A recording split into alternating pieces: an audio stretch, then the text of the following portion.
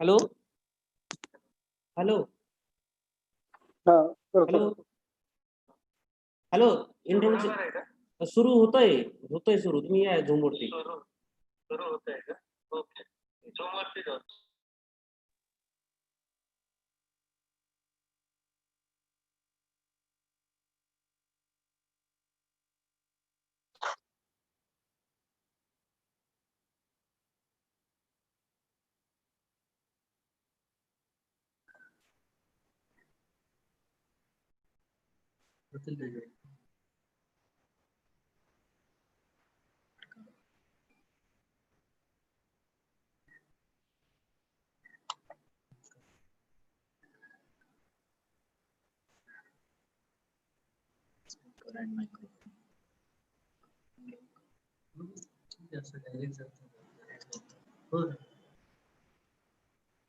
Namaskar. Namaskar. Honorable dignitaries and delegates, a very good afternoon to you all. I, Dr. Vijay Narkhede, co-convener of this conference, welcome you all at the second session of second day of the conference.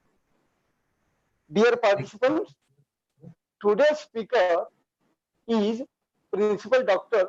Suchitra Naik. Her topic is Culture, a quilt of archetypes, arts, and arete. It gives me immense pleasure to welcome and introduce today's speaker, Principal Dr. Suchitra Naik. On behalf of Ismail Yusuf College, I welcome you, Madam, at this three-day international conference on reciprocal interfaces of literature and social sciences. Friends, Dr. Suchitra Naik is a first-class, first-rank holder in philosophy at her BA and MA. She has done PG diploma in counseling and child guidance, in which she stood first at the SNDT University in 2005. Madam has done PhD in philosophy from Mumbai University.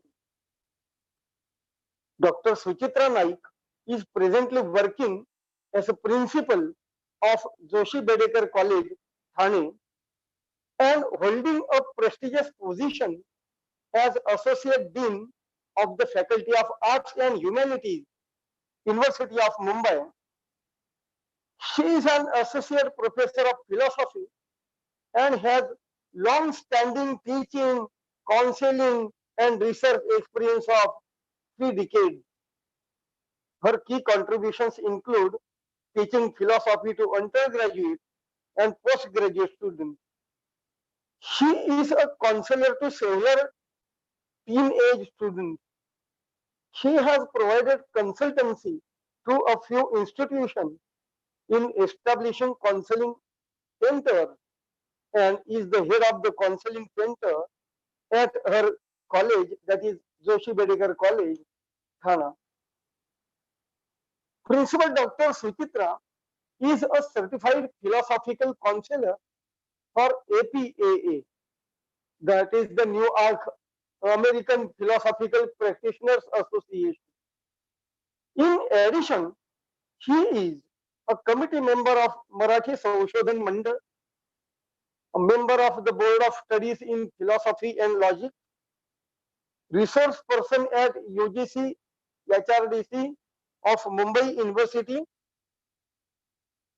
She has published papers at various state level, national level, and international level journals. Dr. Suchitra Naik is a PhD guide in philosophy of Mumbai University. Currently, she is guiding 4 students. She has published 2 books titled, the first is Creative and Innovative Education Models, and second is Philosophy of Education. Also, she has edited a book in Marathi titled Hindustani Sriyanchi Sthiti. Once again, I welcome you, Madam. Madam, We are all eager to hear you. Thank you, madam. Thank you once again.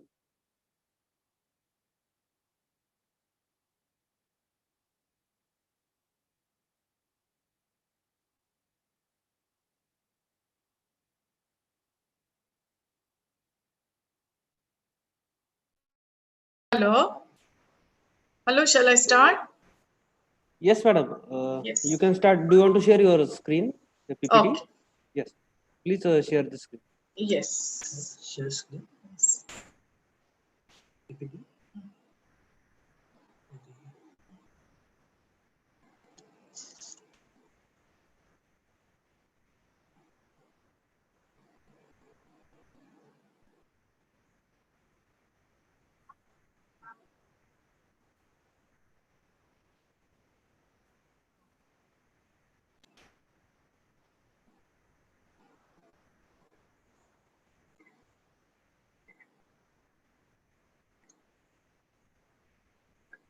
Yes, madam. Thank you can. very much, Dr. Vijay Narkhede. I extend my warm well wishes to all the patrons of this great conference. Similarly, I thank Dr. Swati Babal, Principal of IY College, Co-Convener Dr. Vijay Narkhede, all other dignitaries. I thank you all, and I am feeling really great to be part of this conference because the legacy of IY College is very large. It is larger than life. I'm remembering a few names who have made this institution really stand apart from humanities. Since today we are going to speak about humanities. Shankar Vaidya, Principal Pushi Rege, Vijaya Rajadhyaksha, these are names which have contributed immensely to humanities and especially to Marathi literature. So I thank IY College for considering my name in this great event. Now, and I also congratulate for meticulously conducting this event, and in spite of being event, all the confusions are removed, and it really great work has gone into it. Now, the thing is, it's challenging to speak about this topic at this hour. The challenge is the topic is extremely vast, and second very practical challenge is its post lunch session. Okay, but I accept the challenge and I try to make best of this opportunity. Thank you very much for very kind introduction. See, but I feel I'm a teacher at heart and I'm a learner. So, whatever I have been thinking about these topics, I'm just going to share with you. And let's see how new churning comes up or takes place. Okay, so the way in which I have organized my small talk, small speech, I would like to say, how I'm going to organize. Here I would be using mainly three metaphors for culture. Culture as a quilt, एखादं सुंदर वस्त्र, culture as a symphony, and culture as a huge conversation. So in these metaphors, I would be first talking about, or rather giving certain basic clarity about the concepts which I'm going to use. The concepts are archetypes, art, literature, language, culture, and how the cycle gets complete through deepening of archetypes through culture. So I would be talking about that, and then I would be mainly commenting on linguistic and cultural diversity in the context of India, in the context of Maharashtra, and also how we all are not only creatures or effects of culture, but also we have the pious responsibility to be the creators of culture. So this is going to be my presentation. It was told to me that it will be nice if I be bilingual. So I'll try to be bilingual. Now we come to this. We are going to have in philosophy, we always talk about, experiments, but being philosophy, they are mainly thought experiments. So let us come to one thought experiment. As it is, we are getting very acquainted with e-learning and e-resources, use of e-resources. Let us be little more techno-savvy and let us try to go in space. Okay, so imagine if we all are in space and if we are looking at Earth and the entire universe. Obviously, as far as our scientific knowledge goes till date, our Earth is definitely going to stand apart, and something on the Earth is going to be really very, very unique. And I need not tell you what is that. That is perhaps human culture and humanity, which makes Earth very, very different from the entire universe. So if we look at this Earth from this angle, if we look at culture, if we start marveling at this, what is this human culture? Because all other planets are dead planets. Though they are sparkling, they are dead. On Earth also there is living and non-living things, but living things especially, what makes Earth really unique is presence of humanity and human culture on Earth. So if we start marveling at it, what do we find as what is exactly making human culture that we are trying to understand? And as I have already said in my first slide, in the organization, what is your most important is the archetypes. Okay, the word archetype seems to be new, but the concept has been talked about by Plato. Okay, so archetype, आदि रूपी मूलभूत आदर्श म्हणजे archetypes. एक छोटस उदाहरण घेऊ. गोष्ट, काऊ चिवची गोष्ट, शेणाचं आणि मेणाचं घर, काऊ चिवची गोष्ट. ही गोष्ट मराठी वाङ्मयातल्या पहिल्या किंवा दुसऱ्या पुस्तकातली आहे. लीळा चरित्रातली चक्रधर स्वामींची गोष्ट आहे. ह्या गोष्टीचा आधार घेऊन आपण एक दोन दृश्य इमॅजिन करू की लॉकडाऊनचं हे आहे, वाहनं मिळत नाहीयेत आणि एक तरुण वडील आपल्या छोट्याशा मुलीच्या वाढदिवसासाठी घाईघाईने काहीतरी वाहन पकडायला निघाले आहेत. असाच विचार करा की आपण आदिम काळात आहोत आणि आदिम काळात एक वडील छानशी शिकार घेऊन आपल्या मुलांसाठी सूर्यास्ताच्या आत घरी पोहोचायचं म्हणून जीवाचा आटापिटा करतायत.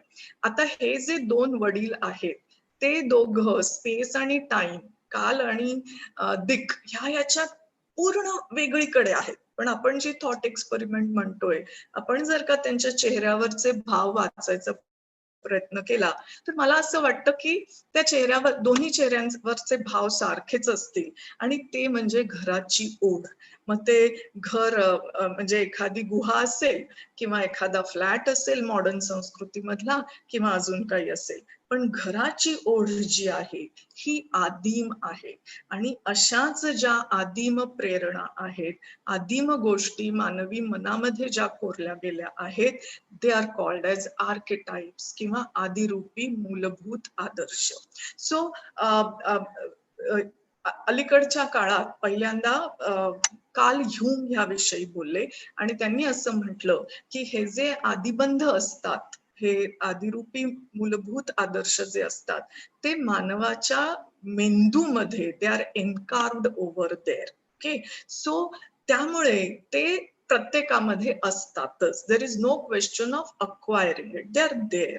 सो they are expressed through literature, they are expressed through art, they are expressed through mythology, they are expressed through various things. Okay, and that is why we find that certain same themes, they keep on recurring in art, they keep on recurring in literature. Okay, so literature embodies these various forms of archetypes. Mythology also embodies these types of archetypes. To continue with our example of home and longing for home, घराची जी ओढ असते ही आहेच, प्रत्येकाच्या मनात आजही आहे. थोडीशी अगदी हलकी उदाहरणं घ्यायची झाली तर हिंदी सिनेमांमधली अनेक गाणी, जे आता आपण पॉप्युलर कल्चरकडे येतोय, पॉप्युलर कल्चर मधली अनेक गाणी किंवा अनेक मराठी कविता, मेरे घर आना जिंदगी किंवा घरात हसरे तारे किंवा जीवलगा राहिले दूर घर माझे, अशी अनेक जी गाणी आहेत ती गाणी आपल्याला गोष्टी, आपल्याला असं दिसतं की ती ह्याच्यावर आधारित आहेत. आणि असे प्रत्येक संस्कृतीमध्ये संस्कृती विशिष्ट आर्केटाइप्स असतात किंवा काही आर्केटाइप्स हे सगळ्या संस्कृतींचे बांध फोडून पुढे एकमेकांपर्यंत जात असतात. याचं एक लाईव्ह छोटस छान उदाहरण माझ्या अनुभवाला आलं. आमच्या कॉलेजमध्ये जॅपनीज मुलांचं एक ट्रूप आला होता कल्चरल एक्सचेंज साठी, आणि ती मुलं छान आपल्या मुलांमध्ये छान मिळून मिसळून गेली होती. त्यांनी छान जॅपनीज गाण्यांवर नाच परफॉर्मन्स वगैरे केला होता. जॅपनीज कल्चर आम्हाला कळावं म्हणून अनेक छोटे प्रोग्राम केला होता. इथल्या मुलांनी छोटा प्रोग्राम केला होता. आणि तो प्रोग्राम झाल्यावर सगळी मुलं मला विचारायला आली की मॅडम आम्ही प्लीज एका गाण्यावर नाच करू का सगळे मिळून. तर मला गंमत वाटली. म्हटलं कोणतं गाणं आहे? तर त्यावर त्या जॅपनीज मुलांनी आणि इथल्या मुलांनी दोघांनी सांगितलं की आम्हाला झिंगाट गाणं खूप आवडतं आणि आम्हाला त्याच्यावर नाच करायला आवडेल. म्हणजे हे जे popular culture touches unconscious mind. So हे जे archetypes आहेत, हे archetypes are building blocks of culture. त्याच्यावर आर्ट आधारित असते, त्याच्यावर कला आधारित असते, त्याच्यातून कोणते कोणते नवे आदर्श निर्माण होत असतात. अजून दोनच उदाहरण देते. आम्ही खूप दमून घरी गेलो आणि आईनी गरम गरम खिचडी केली. ती खिचडी खाऊन आम्ही तृप्त झालो.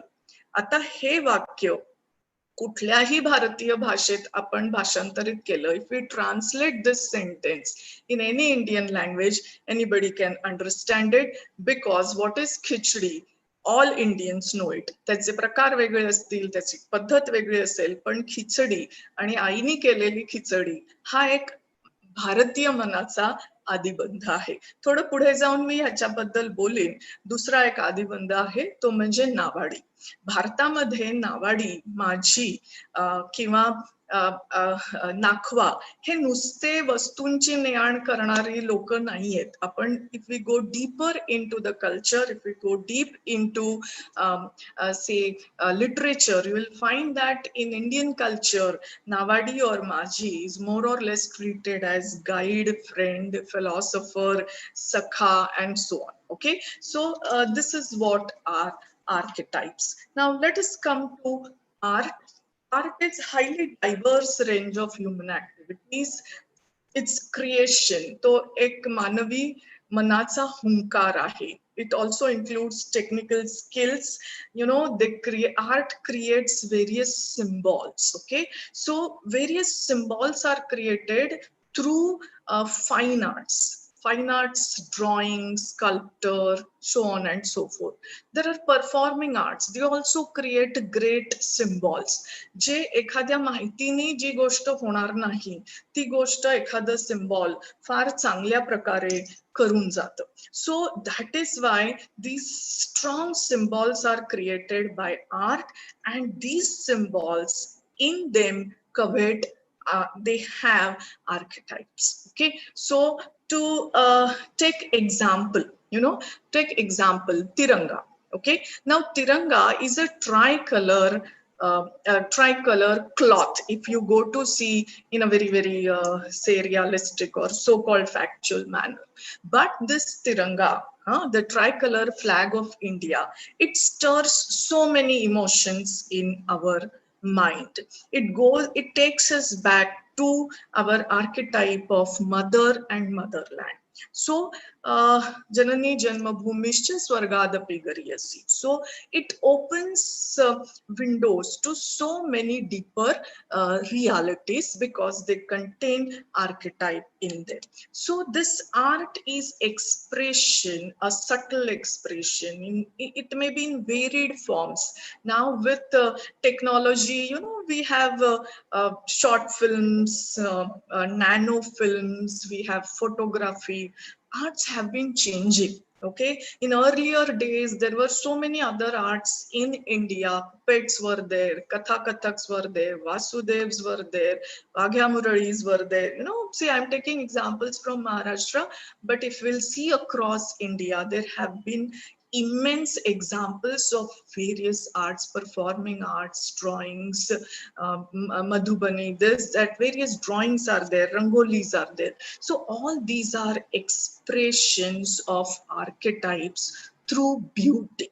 Okay, so it adds 2 dimensions to our archetypes. These dimensions are beauty and emotional power.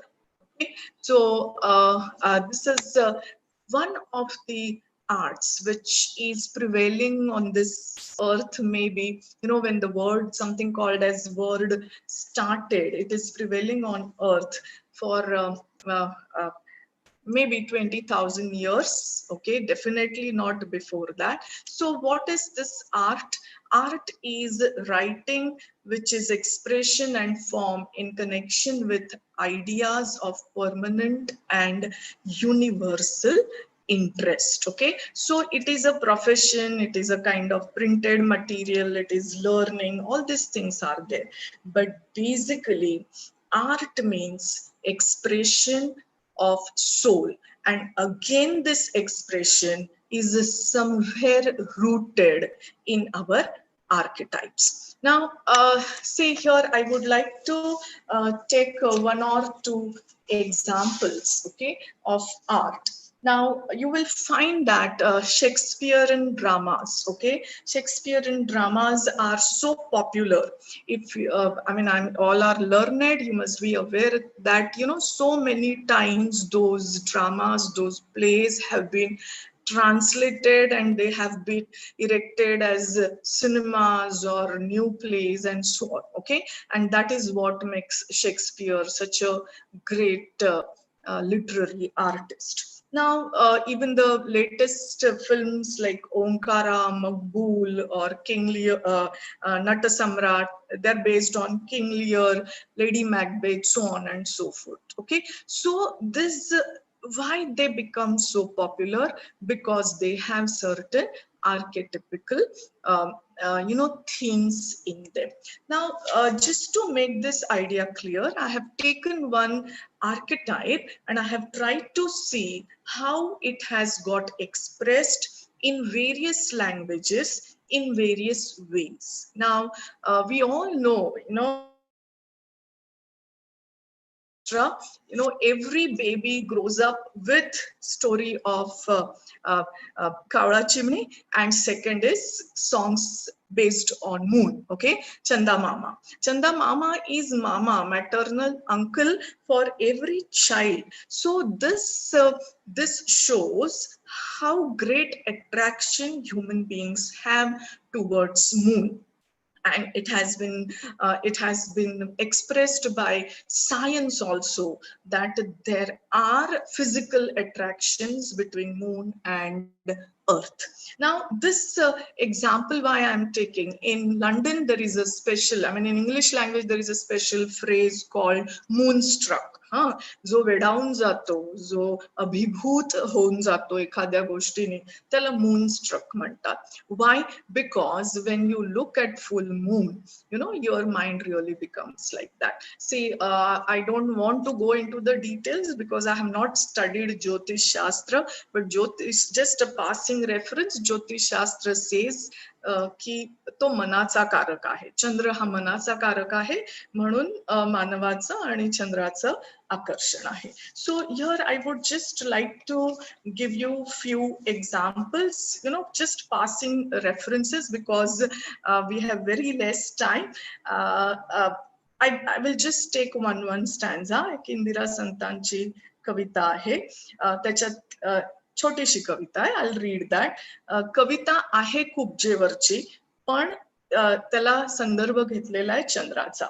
अजून नाही जागी राधा, अजून नाही जागे गोकुळ, अशा अवेळी पैल तीरावर आज घुमे का पावा मंजुळ.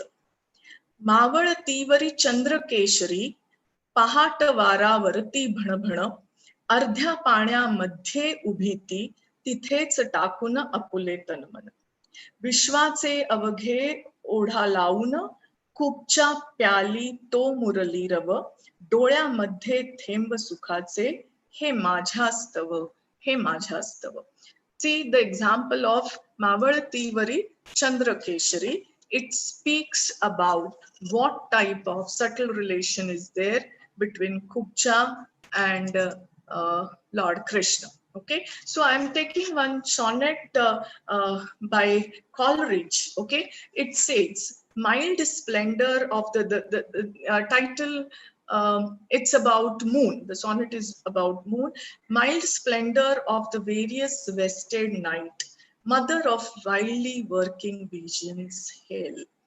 I watch thy gliding while with watery light thy weak eye glimmers through a fleecy veil.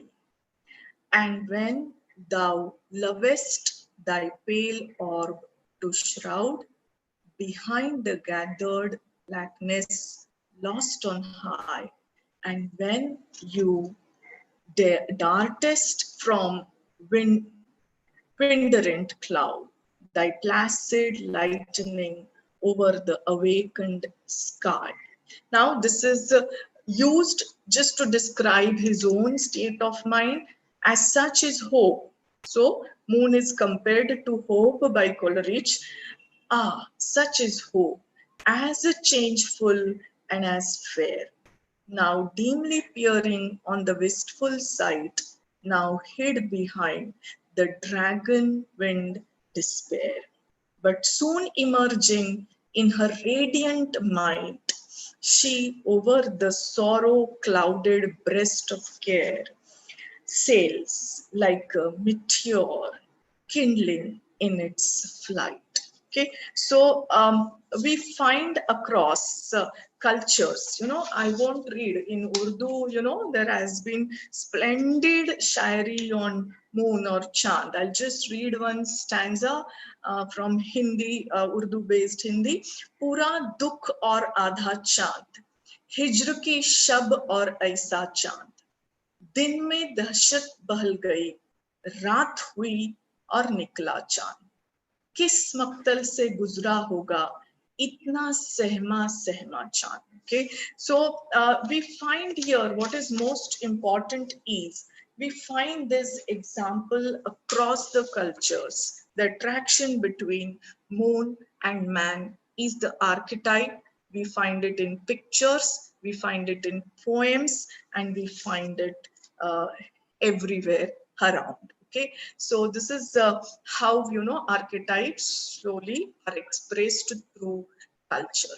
Now we come to the most important philosophical idea, that is Arete. Arete is a Greek term which means virtue, or if we will take a larger this, it is value. Now, as you can see in the picture, Arete is excellence of any kind.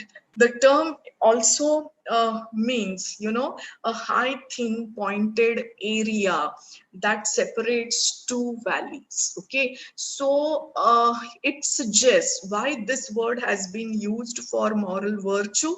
It obviously suggests that it is very, very difficult to walk on moral path. So that is why Arete or Sadgun or virtue means walking on this high cliff, walking on a very narrow line. Now, how one may wonder how archetypes, how art, literature, how they are related to values or sadguru. Now, when any culture goes to higher stage, okay, now it tries to convert, it tries to give a kind of what I'll say realm of wisdom to archetypes. For example, attraction, man-woman attraction, it is there. But to talk of platonic love, it gives a kind of value to it.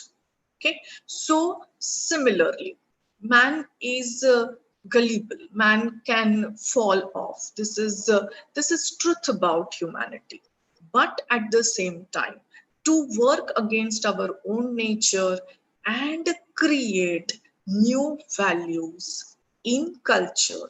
That is what makes human beings, and that is what makes us different from all other creatures on the earth. So that is why slowly and gradually, in every culture, if you'll see across the world, archetypes are slowly developed into certain virtues, certain values. I would like to take example of Ubuntu culture from Africa. See, as soon as the baby is born, human babies are social. Human beings are supposed to be social by nature, but Ubuntu has made this archetype of being with others their cultural signature. What is most important for Ubuntu's in Africa is continuously being with others, because Ubuntu believes that I am nobody without you. So that is why, the simple archetype gets converted into certain values, and that happens through art, that happens through through stories, that happens through mythology. I would like to give you example of typical concept of avatar. Okay, now avatar, if we'll see very carefully, if we'll explore, I have done it in one of the books, and I was fortunate enough to discuss it with Durga Vai Bhagwat. Okay, so what it says, it is nothing but, how life energy has taken new forms, and these new forms, how they are how they are uh, uh, creating new values in culture. So if we'll see from various avatars, now we have little less time, so I won't go into each of it, but each avatar stands for certain values. Okay, so right from Matsyavatara to Kalki, which is about to come. I'll just talk about the last two avatars, that is Buddha and Kalki. Now, Buddha stands for wisdom, and Kalki stands for total new beginning, or destruction. But it gives a kind of, visionaries have given a kind of say warning to us. You be wise, and being wise means, what was the message of great Gautama Buddha? Follow non-violence, or else be ready for destruction. We all are witness to what is happening around us. So, it is such a important आयाम, हा इतका महत्वाचा आयाम निर्माण केलेला आहे या पुरातन संस्कृतीमध्ये. So Arete gives a kind of moral height to human culture. So archetypes are expressed through art, they're expressed through symbols, and slowly they get converted into great Arete or Sadgunas. Now, definition of culture, as you all can see here, I would like to come to the meaning. There are three meanings which I'm going to refer to today. So culture as a process of individual enrichment. We talk about somebody that such and such a fellow is very cultured fellow. He or she has very good etiquettes, is a very fine human being. So that in that sense, culture is a process of individual enrichment. Culture as a group of a particular group, or as a way of life, as just now we talked about Ubuntu culture or French culture or pop culture and so on. So, and thirdly, culture as an activity persuaded by the means of museums, concerns, books, and movies, and so on. The what I'll say, the obvious side of culture, the seen side of culture. Okay, and from historical point of view, we may think of culture as a civilization, as I just now told you. कि एक बहती धारा है जैसे. Okay, from the beginning of civilization, you know, culture is something which is like a river flowing. Okay, so this is what is culture, and the building blocks of culture are archetypes. We have talked just now, I mentioned it. Culture has got this gross culture and subtle culture.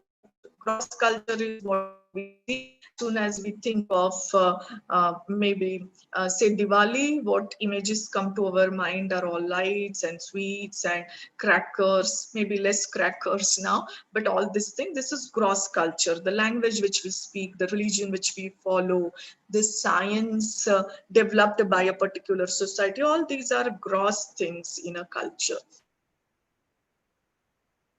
Side of culture, and that is pertaining to human behavior, that is pertaining to human mind. Okay, that is pertaining to how you know, grandly any human being for that matter, because he or she is a human being, can be. So it is more subtle side of the culture. It is about your actual behavior, and not the behavior which you display in public, but the behavior which you have, the actions which you actually do when nobody is watching you.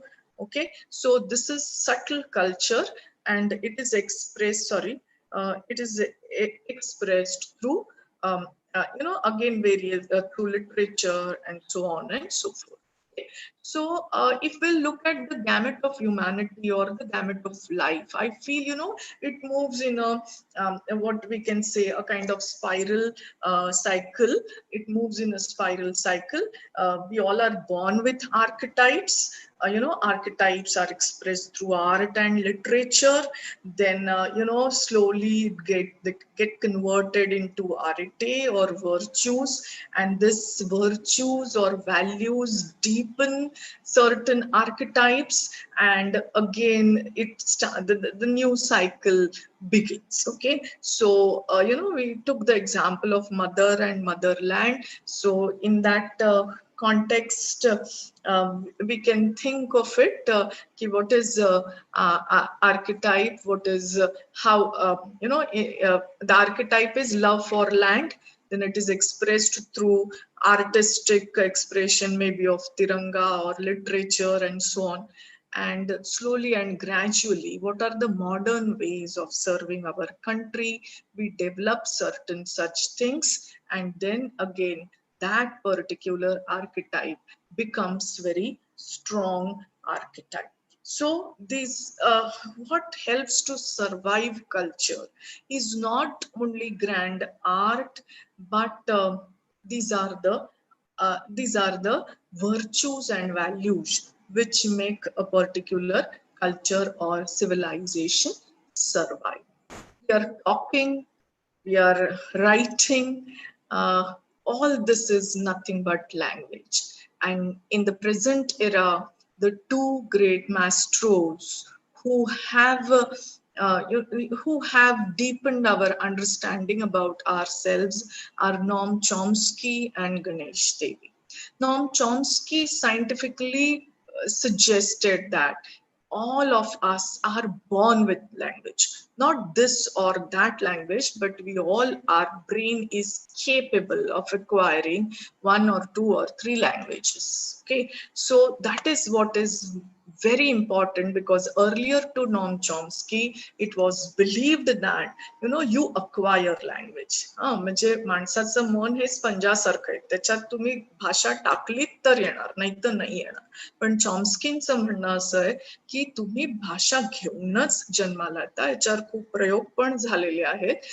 छोट्या बाळांना जर का त्यांना भाषा त्यांच्या घरात बोलली गेलेली, म्हणजे ते जन्माला येण्याच्या आधी बोलली गेलेली भाषा त्यांना ऐकवली, तर their expression is pretty pleasant. आणि परकी भाषा ऐकवली की ते चित्र विचित्र चेहरे करतात, असे काही गमतीशीर प्रयोग झालेले.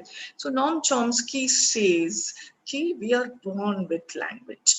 आणि गणेश देवी जे खूप मोठे कार्यकर्ते आणि मोठे विचारवंत आहेत, what he says about this language is very, very important.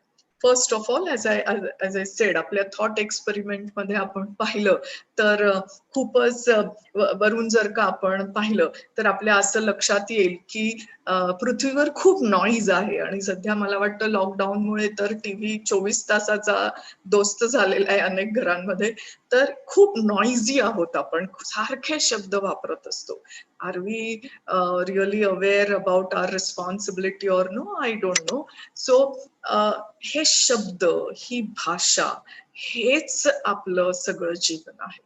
आतापर्यंत असं समजलं गेलं होतं की लिटरेचर और word is reflecting your experience, और इट वॉज बिलीव्ड दॅट जणू काही लिटरेचर म्हणजे आरसा आहे. Here I would like to differ and say, असं नाहीये.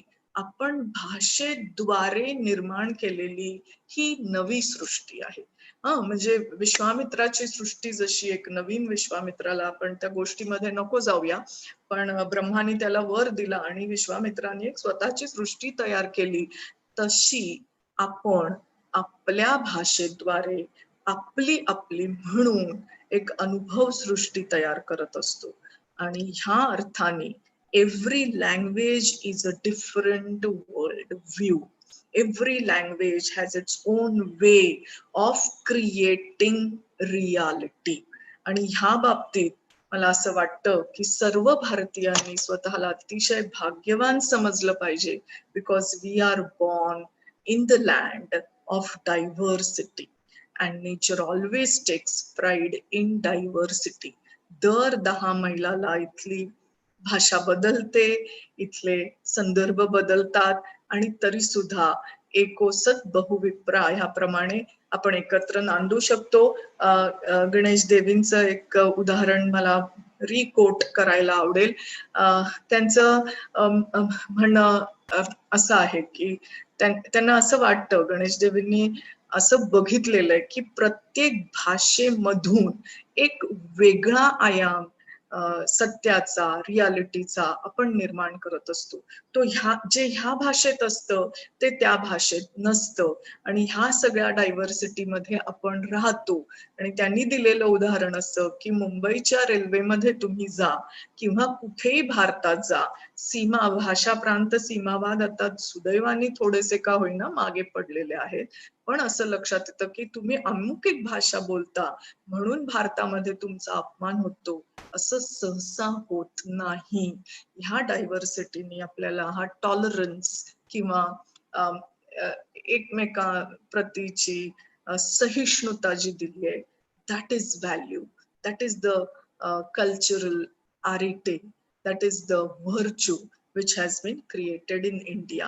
In fact, languages, according to him, different languages, they are like ग्रीस किंवा एकत्र, इथे स्पेलिंग थोडं हे आहे, ग्रीस किंवा एकत्र आणतात, सांधतात. ते मानवी जीवन सांधण्याचं काम जर का कोणी करत असेल तर त्या भाषा आहेत, आणि त्यामुळे भाषा जगवल्या पाहिजेत.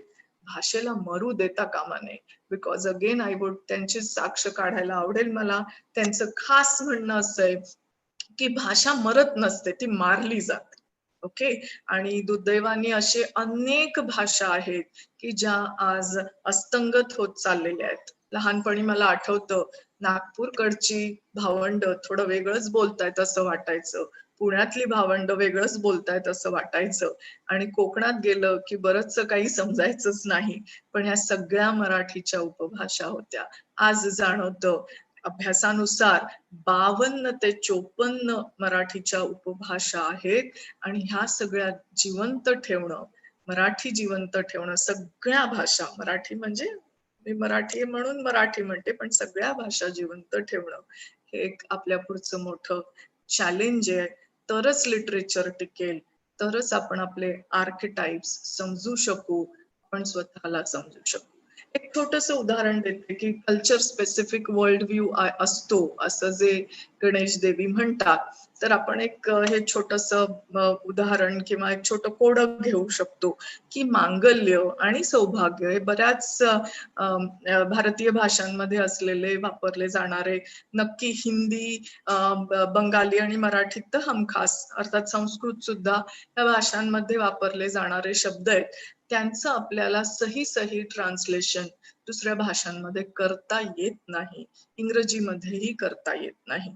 आपल्या अनेक पदार्थांचं to be on the lighter mode, Pu La Deshpande म्हणायचे की पिठलं भात आणि उष्ट खरकट याचं ट्रान्सलेशन लोकांनी करून दाखवावं. So that is on the lighter mode. पण मांगल्य आणि सौभाग्य आपल्याला इंग्रजीत नीट मांडता येत नाही. का? कारण तो कल्चर स्पेसिफिक अनुभव आहे. तसंच फ्रीडम, वेस्टर्न फ्रीडम, भारतीय संस्कृतीत कायम आपण सगळं ग्रुप ह्याला महत्व आहे. त्यामुळे फ्रीडमला तुम्ही स्वतंत्र म्हणा, आझादी म्हणा किंवा दुसरं काही म्हणा, पण स्वतंत्र म्हणजे self control, not freedom.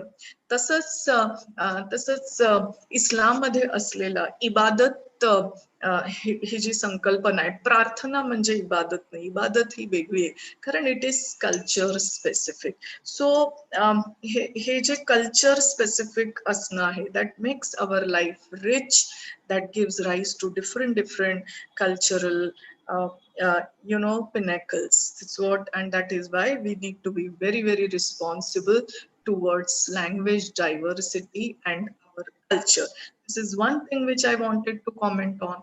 And second most thing is, we are not only creatures of culture, but we are also creators of culture.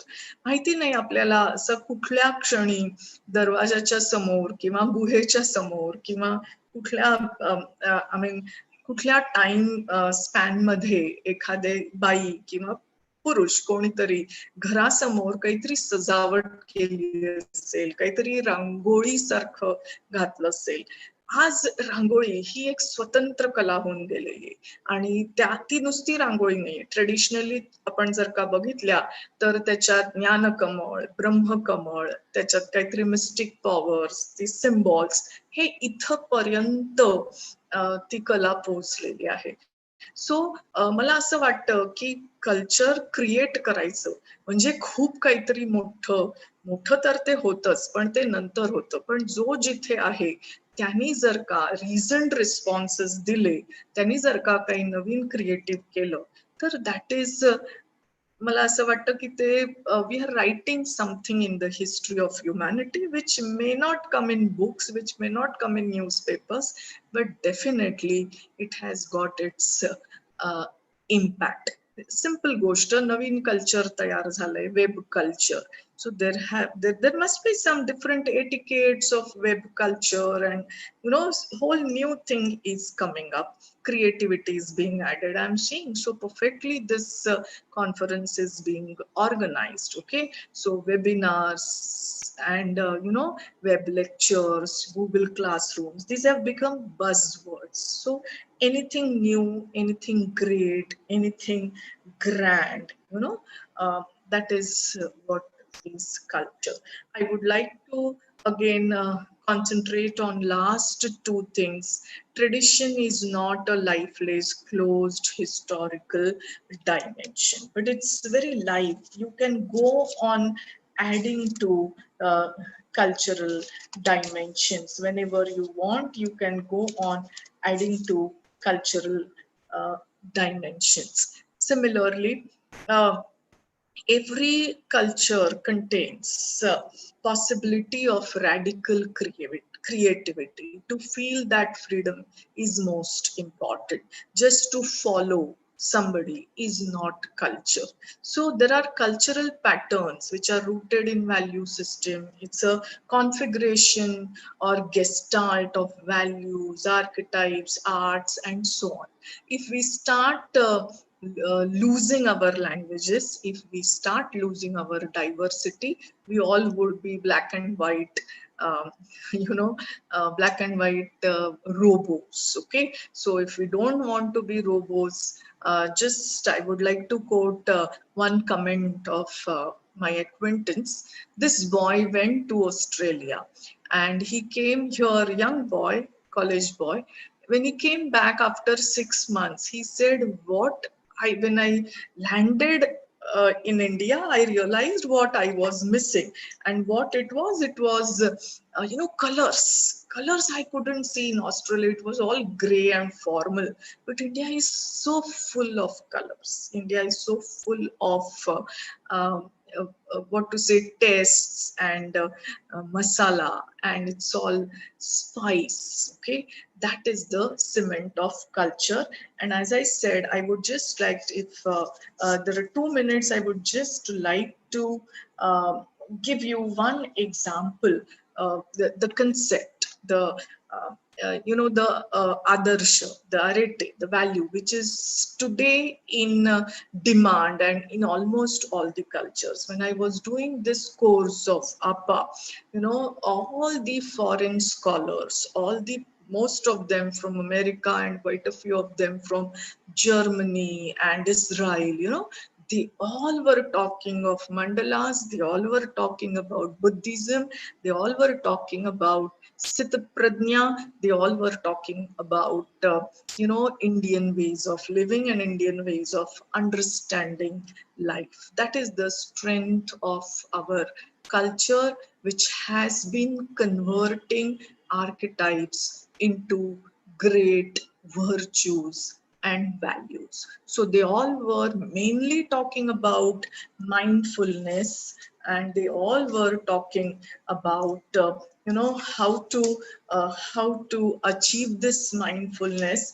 which is there in Stoicism, also in ancient Greek philosophy also. So they all were saying, I'll just quote this Epicurean definition: to attain the happy, tranquil life characterized by peace and freedom from fear, the absence of pain, and living self-sufficient life surrounded by friends is the aim of philosophy, is the aim of culture.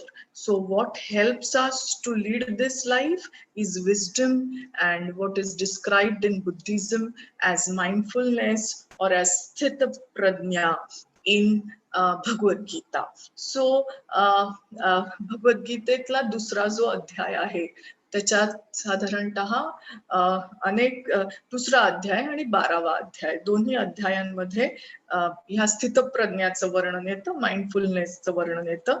गंमत म्हणून तुम्हाला सांगते की ह्याच्यात वर्णन असं आहे स्थितप्रज्ञाचं: समहाशत्रौच मित्रेच तथा मानापमानयोः. हा श्लोक आहे आणि त्याचं वर्णन करताना ज्ञानेश्वरांनी अशी रचना केली आहे: माधुर्ये चंद्रिका सरीसीची या राया रंका तैसा जो सकळिका भूता समो. The way in which moon spells its entire opulence to the entire world without thinking who is good and bad. In the same way, great people, wise people, mindful people, they equally spread their warmth, their happiness. जो सर्वत्र सदा सरिसा परिपूर्णू का चंद्रू जैसा अधमोत्तम प्रकाशा माझी नमणे.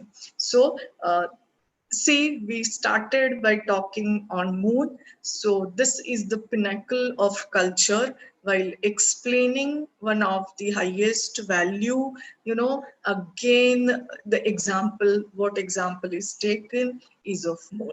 So I think I am abiding by time. I'm maybe 3-4 minutes more I have taken. So now this is a symbol, but I'm sure this symbol today speaks, or it sums up whatever I have said today. Okay, this is the highest ideal of mindfulness. This is the oldest tradition, not only of Maharashtra, not only of India, but of the world. It has been established as the oldest tradition, and it speaks of what? It speaks nothing but of ideal man. It covets under itself so many arts, so much of great literature. So I think this symbolizes what I wanted to say. This is month of Ashad, and though we may miss actual Wari, but we can definitely think and deepen our understanding about it through such webinars. So thank you very much. If there are any questions, I would like to, this is the supportive bibliography. Thank you so much.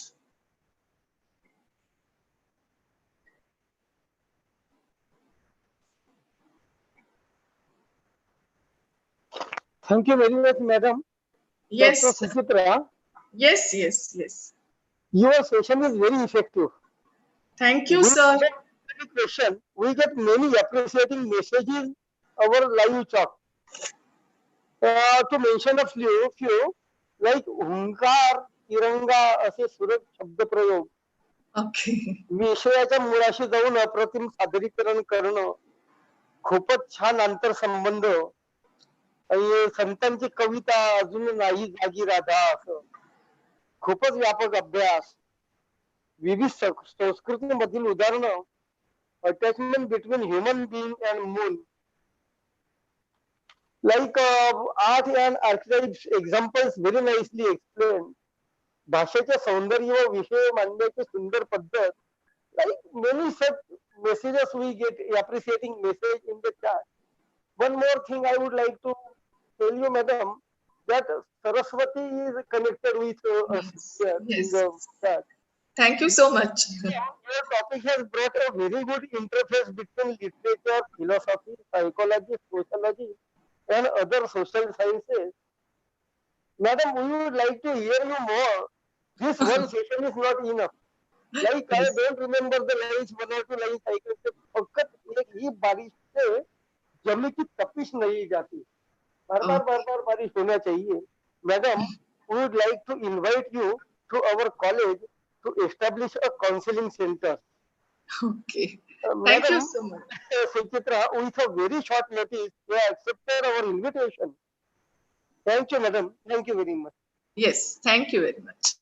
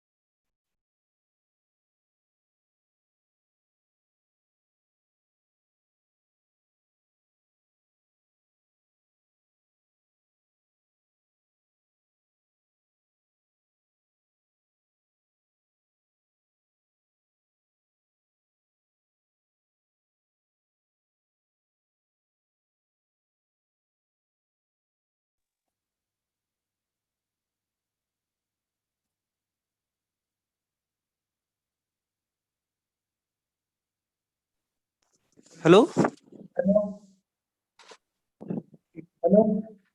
Hello? Sheetal madam, hello? Hi, sir. Hi, sir. Huh. Hello. It's been a great pleasure for me to introduce our Good afternoon to all.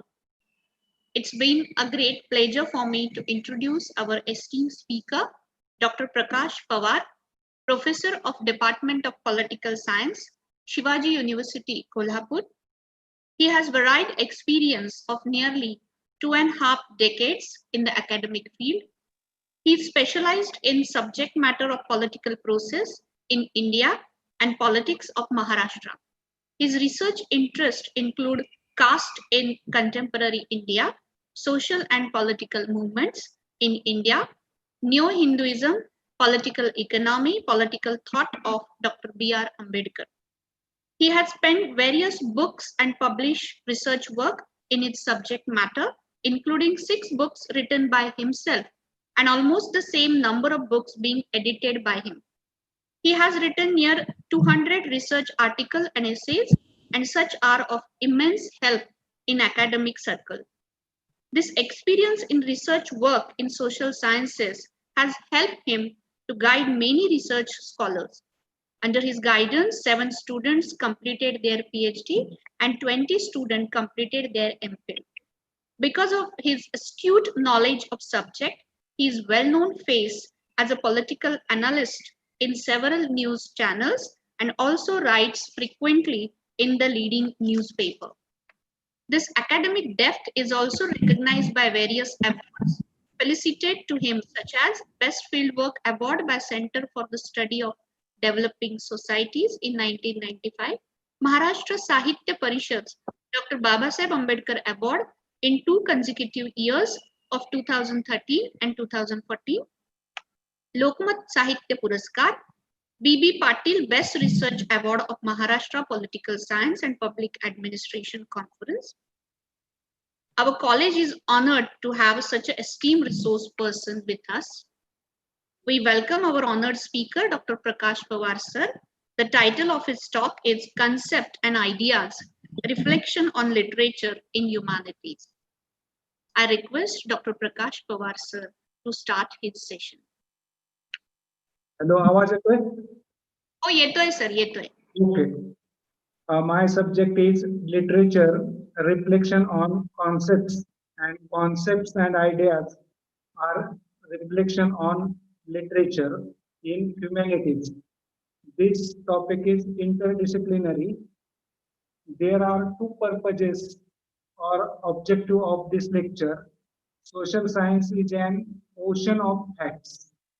We will use the metaphor of the ocean to the social science. In this ocean, the research can find many things like facts, concepts, theories, thought. But point is, the first object is to combine facts in the social science. The facts abound. Few of them have to be selected on what criteria should be selected. Social science is an ocean of ideas. The important question is why and for whom the concept should be chosen. In this lecture, we will try to find the answer to these 2 questions or objectives. Literature. What is literature? This is the major question. In this context of social science, simple meaning is literature is a body of written works. According to Merriam-Webster dictionary, writing having excellence of or expressing idea of permanent or universal interest. In this sense, according to the Merriam-Webster dictionary, a framework for the study of literature is clearly feasible. There are of the 3 important pillars of the lecture study framework. The first pillar is excellence, second pillar is idea or concept, and third pillar is universal interest. Concept, excellence, and universal interest together can be called the framework of lecture. A lecture is related to concepts, plan, thought, sense, meaning, estimate, mind, themes. For example, the idea of India. We know that Sunil Khilani is a professor of political science and director of the King's College London India Institute. It is a scholar of Indian history and politics. Sunil Khilani has introduced the concept of idea of India. Such various ideas are presented in different books. Those concepts have a special effect on the social science. This is the major point. But framework is literature based on the 3 criteria of excellence, idea, and universal interest will present an impact on the concept. This is the framework for analysis of this lecture. This is the bridge connecting literature and concepts. There are many literary figures who have built such bridge. This lecture will only discuss those who built the bridge between literature and concept in social science. For example, Kalidas, Mahatma Gandhi, Amartya Sen, Mahatma Phule, Dr. Babasaheb Ambedkar, etc. Kalidas was a Hindu writer, but his Hindu concept was of Hindu-Muslim harmony. Kalidas had advocated pluralism. In this sense, Kalidas rejected the concept of homogeneous society. But problem is the relationship between thinkers and their concept came down to politics, history, sociology, and other social sciences. It modifies those concepts according to the need of the society and politics. Scholars have to be aware of this process. Each thinker and his concept is presented according to a specific point of views. It means stereotype views. But this is different point. Major point is Kalidas.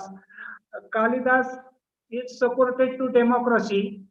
Democracy is very popular concept. It has modern concept, but Kalidas was ancient Indian poet. This concept of democracy was expressed by Kalidas in his own way. Kalidas was a classical Sanskrit writer. Shakuntal is a Sanskrit play written by the ancient Indian poet Kalidas. Abhinana Shakuntalam is a famous in world. It is legitimate. Right to meet our leader, right to meet our emperor, right to meet our elite anytime. This is the major point. That story is interesting because there was a sentence written on the king's palace in Dushyanta, Ayushyamoyam Lokatantrasya Sarvadhikara. This statement is very famous. Dushyanta was the king of Hastinapur. He was married to Shakuntala in Gandharva marriage. Gautami had came to deliver Shakuntala to Dushyanta. Gautami was a common person at that time. Also, although Shakuntala was married to Dushyanta, but she was also common person. Gautami and Shakuntala were came to meet Dushyanta. It was a night. The king was asleep. Then Gautami told the servant that she wanted to meet King Dushyanta. The servant pointed. It was a Sanskrit sentence. Ayushya Moyama Lokatantrasya Sarvadhikara. The servant said, ring the bell. The king Dushyanta will wake up and will come out. This is major statement. This fact is important because this is our continuous constitutional right to meet our leader, our elite, our emperor anytime. 2 points are most important: to meet and anytime. This is the old idea, but it is related to democracy. Who is Dushyant? Who is Shakuntala? Dushyant was a king. Shakuntala was the wife of Dushyanta, and their son was Bharat. Bharat is most important concept. He later became the king of Hastinapur. The concept of India emerged as a reflection of his role. The concept of India is deeply rooted in people's lives, so it remains to be seen what this concept has to do with democracy. So that Kalidas is most important in the framework of democracy concept. Second point is also very important, representation. Concept of representation is divided into three parts: delegated representation, group representation, and public interest representation. But point is different. In the literature written by Mahatma Jyotiba Phule, Nyayamurti Ranade, Dr. B.R. Ambedkar, Mahatma Gandhi, Vittoramji Shinde, the concept of representation has been discussed in the detail. The concept of delegated representation has been rejected by all. The British did not consider India a nation. Therefore, Gandhi's role was that India is a nation and that nation is represented by Gandhi. It is major point, so that Gandhi argued that I am leader of India. But Gandhi was accepted the concept of group rights, and Gandhi was accepted the concept of public interest representation. Point is different. Literature is interpreted in the terms of stereotype way. This method leads to erroneous conclusion in social science research. Using this method, the conclusion about Lokmanya Bal Gangadhar Tilak were wrongly drawn. Lokmanya Tilak was democratic. Tilak was of Vedanti thought. Vedanta does not consider the stereotype. The Tilak of the first decade of the 20th century were different, and the Tilak of the second decade of the 20th century were democratic and liberal. This is the difference between two periods. Tilak had written the manifesto of the Congress Democratic Party. It seems that the draft of that manifesto was later implemented by Pandit Jawaharlal Nehru in the government. Tarkatirtha Lakshman Shastri Joshi had edited the Lokmanya Tilak collection of articles. This article collection is published by Sahitya Academy. His democratic views are detailed in this 25th and 26th chapter of the second volume of this book. Tilak was opposed to bureaucratic representation. The bureaucracy should not set up public policy. His idea was that the people's representatives should decide the public policy. This was his role during the epidemic era. Today, during the COVID-19 era, political representatives are inactive and administrators are active in the decision-making process. This idea is not acceptable by Tilak, Gandhi and other leaders. Third point is public health or public. Amartya Sen and Jennifer Mehboob ul Haq discussed the concept of global health and public health. In Maharashtra, such work has been done by Baba Adao in the social field. There are many examples of this. For example, one village and one water supply, bread of hard work, public health, etc. The concept of public health is expressed in detail by Baba Adao in the book Ek Gav, Ek Panauta. This book is very famous in Maharashtra. Why it is important? Net economic thought is deficitive and pure political thought is also defective. Mehboob ul Haq and Amartya Sen argued that the idea of providing alternatives for economic change and political change is important. The concept of human development index came as a part of this thinking, or this came the concept of Millennium Development Goals. From this concept, Professor Jennifer found the Health Equality and Public Policy Club. He has created a global health constitution based on the value of justice and equality. They demand that public health be recognized as a universal right as well as human rights. Amartya Sen and Bedekar are support of this idea. Second idea is right to live and right to livelihood. But now life and livelihood is another concept.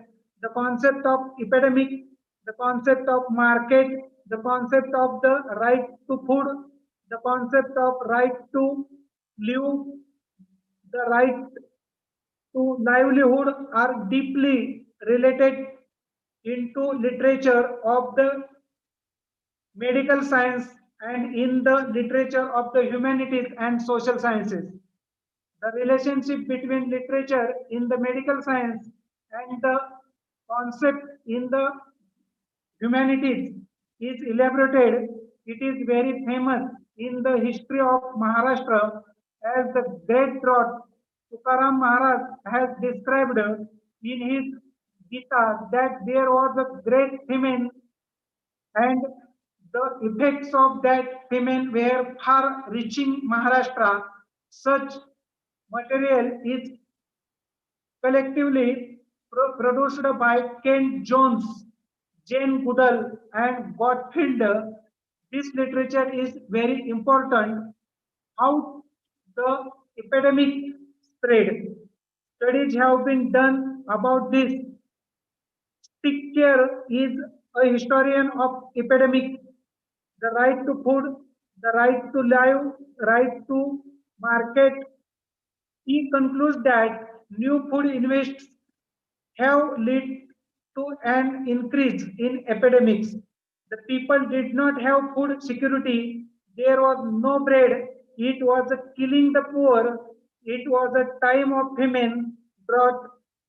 1332 and 1344, there was a great famine. Nation started kitchen and fishery for the food security. The Wildlife Conservation Act was enacted in 1988 at China. After this frame of the rabbit, deer, tortoise were set up. This business has related to 100 billion in the China done. The point is, epidemic has been studied at Emory University. The study was conducted by a team. They conducted that the market in the city promotes the spread of the virus and the epidemic spreads around the world. So the market has become the home of the disease. A similar study was conducted by Kent Jones as a teamwork. He studied infections about disease between 1960 to 2004. He found that 16% of the virus was spread through deforestation, mining, road construction, and urbanization process. So that these rights are very important in medical science as well as social science. Consent and conflict are two very important concepts in social science and literature. There is a harmony between literature and politics, but literature and writers oppose anti-national policy. Literary writers have opposed the concept of power, authority, and dictatorship. Literary people remained active in the social movement. Let us take two examples in this regard. Let's take the first example of national poet Ramdhari Singh. Another example is Nagarjun, great interesting about right to opposition. Both of those examples are very popular in the public sphere. The first example of this is the poet Dinkar is very important. Ramdhari Singh was an Indian Hindi poet. Dinkar initially supported the revolutionary movement during the Indian independence struggle. He accepted that war is destructive but argued that it is necessary for protection of the freedom. Dinkar was elected 3 times to the Rajya Sabha. He was the member of this house from 3 April 1952 to January 1964 and was awarded Padma Shri in 1959. But point is that sovereignty is the most important concept. Sovereignty means that the head of the state had the freedom to make internal and external decision in the context of the country. National poet Dinkar had introduced the concept of sovereignty of the people. Sovereignty has two types. Among the sovereignty of the state and the sovereignty of the people, Dinkar had adopted the concept of sovereignty of the people. There is a famous poem Dinkar is this regards.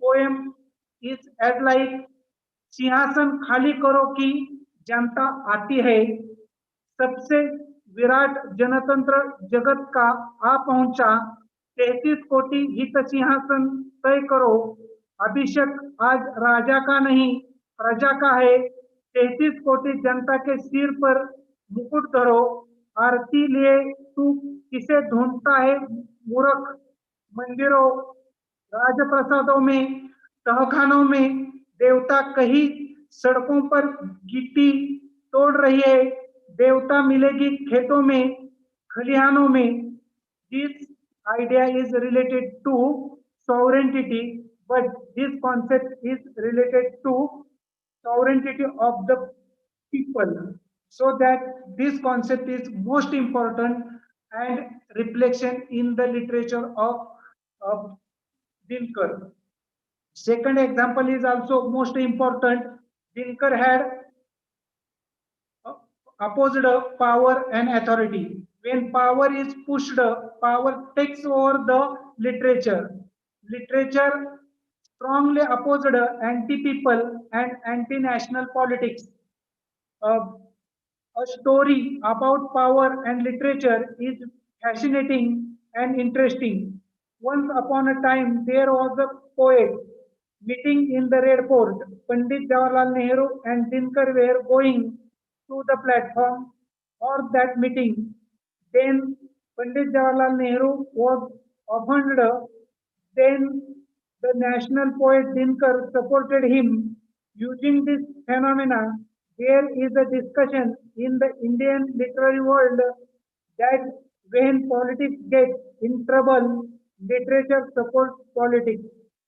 In the Hindi, जब जब सत्ता लड़खड़ाती है तो सदैव साहित्य ही उसे संभालती है ये स्टेटमेंट दिनकर जी का है अगेन फेमस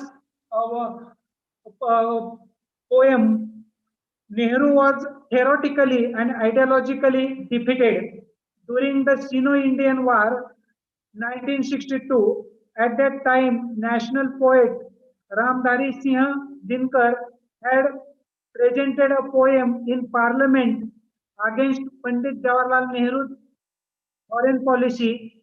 देखने में देवता सदृश लगते हैं बंद कमरे में बैठकर गलत हुक्म लिखते हैं जिस पापी गुण नहीं गोत्र प्यारा हो समझी उसी ने हमें मारा है एक रोक युधिष्ठिर कौन यहाँ जाने दो उनको स्वर्ग गधीर फिर दे हमें गांडीव गदा लौटा दे अर्जुन भीम वीर This poem is also against to Pandit Jawaharlal Nehru's public policy so that this point is very important because literature is against to politics when politics is against to public policy and against to public interest.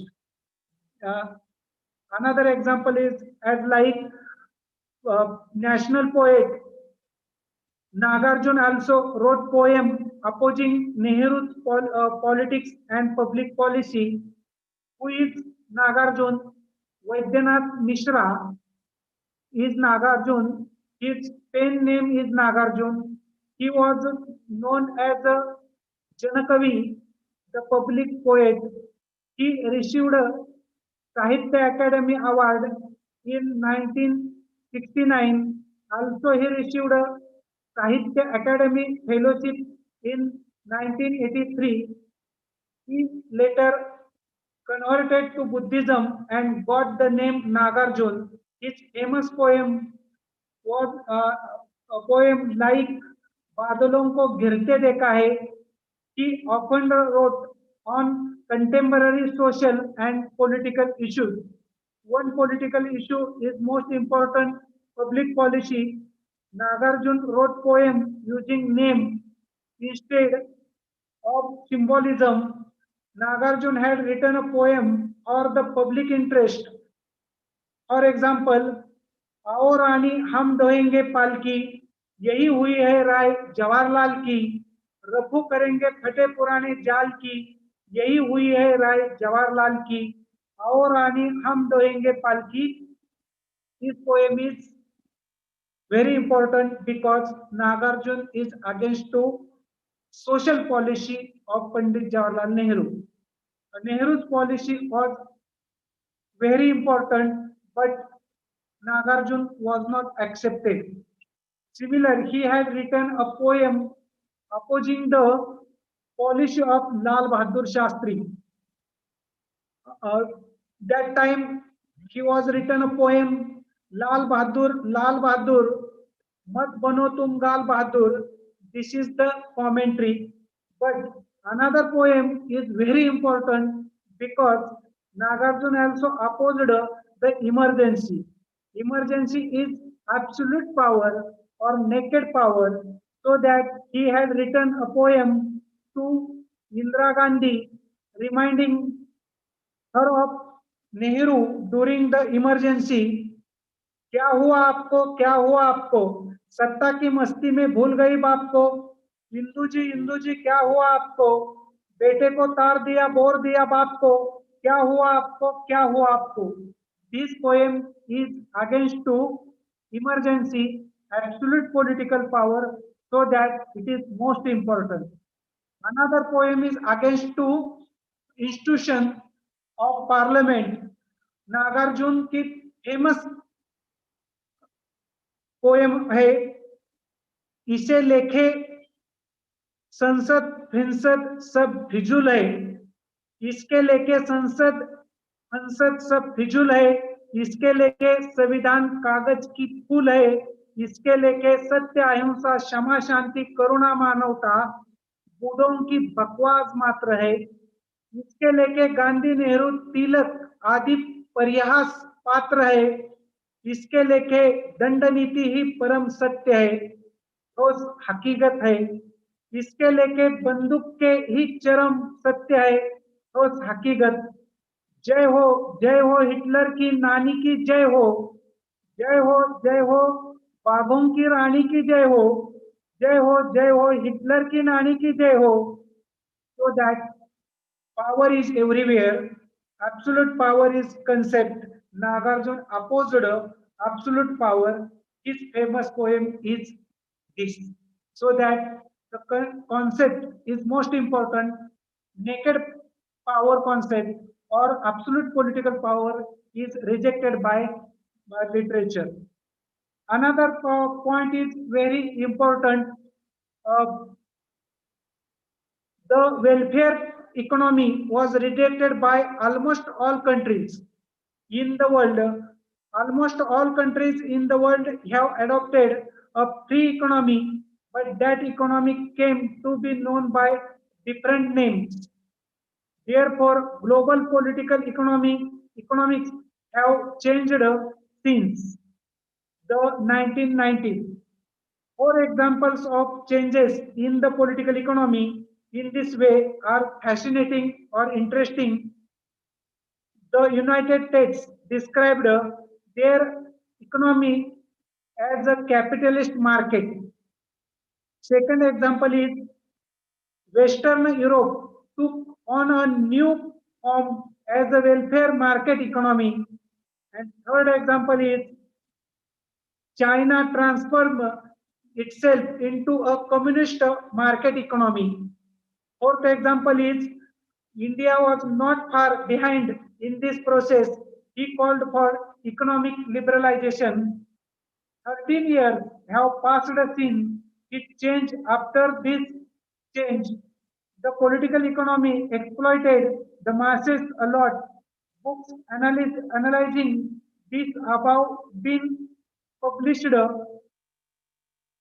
This literature has been a far-reaching effect on the study of the social sciences.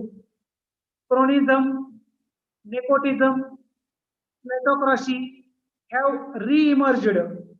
The most important book of its kind is Crony Capitalism in America.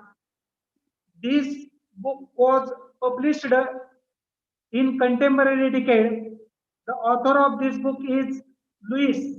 This book discussed the idea of crony capitalism in detail. Another similar book has been published in Russia. The book is entitled Russia's Crony Capitalism, the Path from Market Economy to Kleptocracy. This book is published by Anderson. The concept of the post-19 are explained in this book. For example, kleptocracy, nepotism, authoritarianism, power, and cronyism, etc. Another similar book has been published in the China. This book is entitled China's Crony Capitalism. This book is published by P. The concept of the post-19s are explained in this book.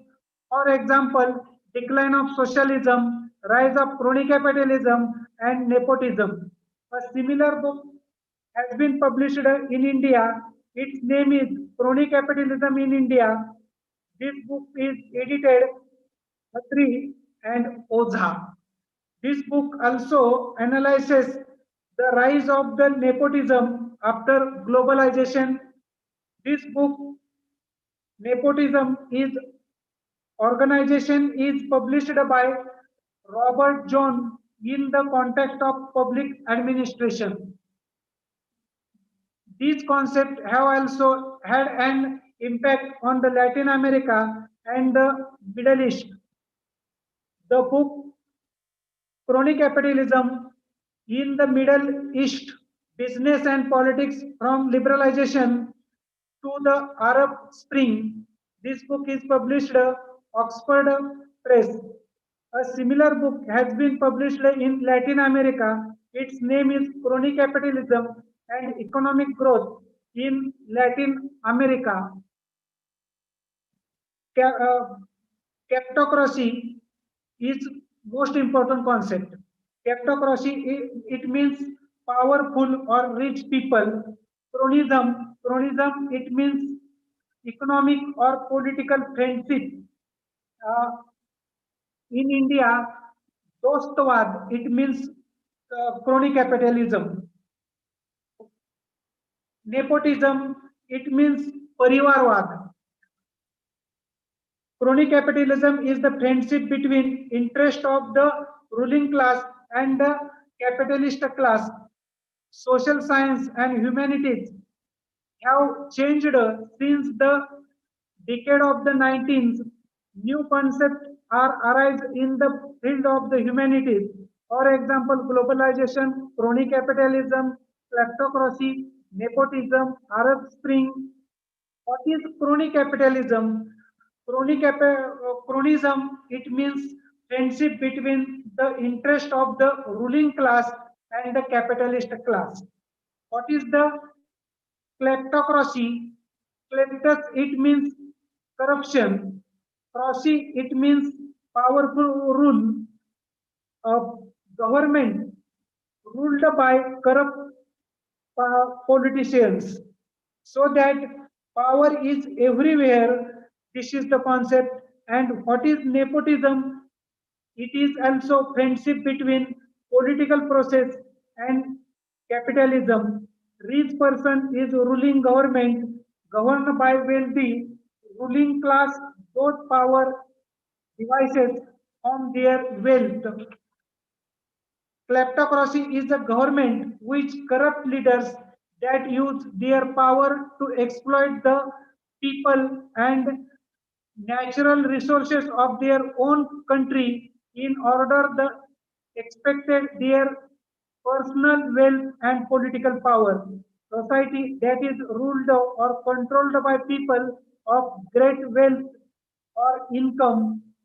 Kleptocracy are generally associated with dictatorship, oligarchy, military, etc., as well as real estate and luxurious and IMF institutions. Foreign scholars do research on Maharashtra.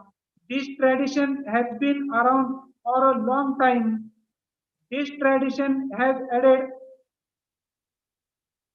deal to the concept of the social science. We use them on research and teaching in the classroom. This material is also very important. For example, Justin Abbott, Mitchell Murray, Leonard John Selwick, Father G.L.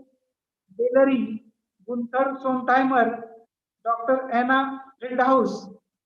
Justice Abbott studied Bhanudas, Eknath, Dasopant, Bahinabai, Tukaram, and Ramdas. Muir has written 10 books in the Marathi. The two most important books are Vithoba of Pandharpur and the story of Tukaram. These books are most important. Gunther Sontheimer was German researcher. He known as Sarpanch in Maharashtra. Sarpanch it means head of rural village. The people of the Jejuri loved his very much. He had made a documentary on Tukaram, Jejuri and Dangari songs. It means Lavani. He wrote important books based on research. For example, essay on religion, literature and law, Hinduism reconsidered, king of hunters, warriors and shepherds, essay on Khandoba, dog culture, dog religion and oral tradition as a component in the Maharashtra's culture, so that it is most important part. Another concept is uh, important because it is related to patriarchy. The idea of Panchakanya in popular in India is popular in India. This concept is analyzed within the framework of patriarchal social structure. This method has been analyzed by Bhattacharya and Meenakelkar, the 5 versions of India's ethics. This is the famous book. He analyzes this concept is related to patriarchal social system. And another book is most important, Subordination of Women, a New Perspective. This concept is also analysis in the framework of patriarchal social structure. This concept is related to Unani concept as like alchemy. Same concept is popular in the Unani literature. And finally, most important uh, summary is the relationship between thinkers and their concepts came drawn to politics, history, sociology, and other sciences. It modifies those concepts according to the needs of the society and politics. Scholars have to be aware of this process. Each thinker and his concept is presented according to the specific point of view it means stereotype view, it means dangerous. In India, there is a tension or there is a conflict between left thought, the middle way, and Hindutva thinking.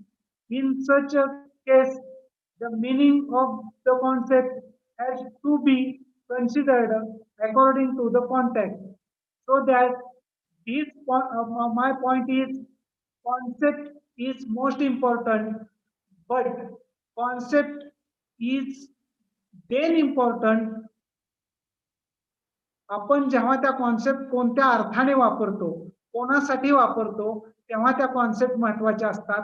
नाहीतर concept ह्या सागरामध्ये साठलेल्या खूप मोठा साठा आहे, फॅक्टचाही खूप मोठा सागरामध्ये साठलेला साठा आहे सोशल सायन्सच्या, पण तो सोशल सायन्सच्या या सागरातील ह्या फॅक्ट आणि या सर्व संकल्पना जेव्हा आपण वापरात आणतो तेव्हा सोशल सायन्स कडे तुम्ही प्रश्न असा विचारावा लागतो, या संकल्पना कोणासाठी आहेत, कशासाठी आहेत. मला असं वाटतं की नागार्जुन असू द्यात, दिनकर कवी असू द्यात, कालिदास असू द्यात, या सर्वांनी या संकल्पना पब्लिक म्हणून वापरल्या, त्यांनी ह्या संकल्पना पर्सनल म्हणून वापरल्या नाहीत. So that it is most important difference between public and private. Private is not important, public is important, so that social science is depend upon public interest, public wealth and public welfare. So that my presentation is related to only public interest, public welfare, common interest, so that all concepts are related to public interest and private interest is another aspect. It is not related to my lecture. Thank you very much.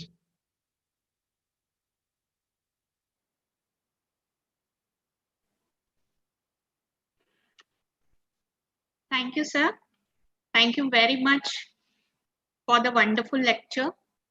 Sir, you rightly explained the different concepts like democracy, India, representation, public or public health, emergency, absolute power, right of opposition, welfare economy, communist market economy, nepotism, and other, which use in politics or social science, and how these concepts depicted in literature and how different authors or poets use it, analyze it in their literature and at different time interval.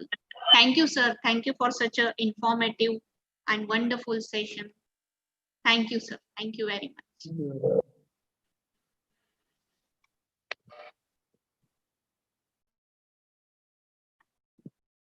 Now, there is a message by Dr. Flory D'Souza, the head of Department of History. Dr. Flory D'Souza, the head of Department of History, spent nearly 35 years of her teachings in the college and was a wonderful teacher, very close to students and staff members, and always remained an inspiration to all. I request Amol sir to show the message from Dr. Flory D'Souza, madam.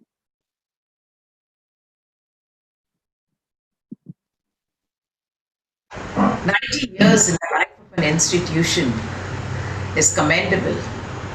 Having known Ismail Yusuf College ever since I was transferred there, way back in the 80s, I remember it was 2 years after they had celebrated their Golden Jubilee. We went on to celebrate the Diamond as well as the Platinum Jubilee celebrations. And here I am sending you well wishes for the 90th year celebrations, wishing the institution well into the centenary year and hoping that we would be able to send some more wishes for the institution. The students at this college are a very, very cooperative lot. I remember how they always waited for the lectures. Even if you were late, they would still settle down and welcome the teacher. I remember telling each one of them that they have to learn one new sentence in English every day. I had to speak in English, Hindi, Marathi in order to make history alive to them. But it was really rewarding when at the end of the year, when they met you in the campus or when they interacted with you, that one sentence gave them the confidence to tell you that how happy they were that they could open their mouths in English. And subsequently, when they graduated in years to come, they did come back to say that it did help them in their respective professions, whether they were marketing professionals or whether they were salesmen or whether they were lawyers or teachers. I'm so happy to be a part of that growing lot of students coming from different socio-cultural backgrounds and seeing them bloom. As regard my colleagues, we really had a hilarious and intellectual lot where we met around the round table and we used to discuss different topics of the day as we interacted with each other. It was not only food, but it went on to politics and serious intellectual discussions. I really wish well for this institution that it should go on to celebrate its centenary celebrations and be of service to the community around. Thank you. Thank you, Madam. Ismail Yusuf College has a galaxy of wonderful teachers. Among them is, one of them is Dr. Flory D'Souza, Madam. Madam, I assured you that we all teachers of Ismail Yusuf College will follow the same path and work for the benefit of students. Thank you, D'Souza, Madam. Now I have some announcements. Feedback form will be given to the participant in Telegram group, or you can see it's already in the chat box. Fill the feedback form. It's compulsory to get the participation certificate. Tomorrow on 25th June, the session will start at 10:30 a.m. Do join us in the morning from 10 a.m. Thank you all the participants. I once again thank you Dr. Suchitra Naik, Madam, and Dr. Prakash Pawar, Sir. Thank you all the participants and all the researchers, scholars who joined us today and be with us tomorrow. Thank you.